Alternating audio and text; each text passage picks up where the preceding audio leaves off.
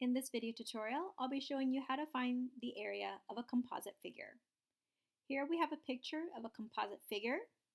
It consists of a rectangle and a triangle.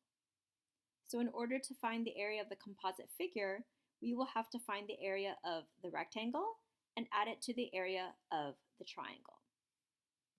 So let's quickly look at the shapes again once we divide it out. Hopefully you can tell the dimensions of both shapes that we'll be using.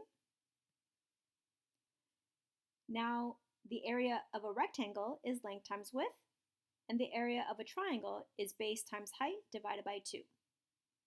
Carefully replace the numbers into each formula. And now we're going to carefully simplify each expression. 15 times 12 equals to 180.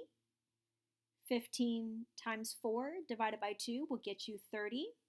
And the sum is 210 square feet. So that represents the area of this composite figure.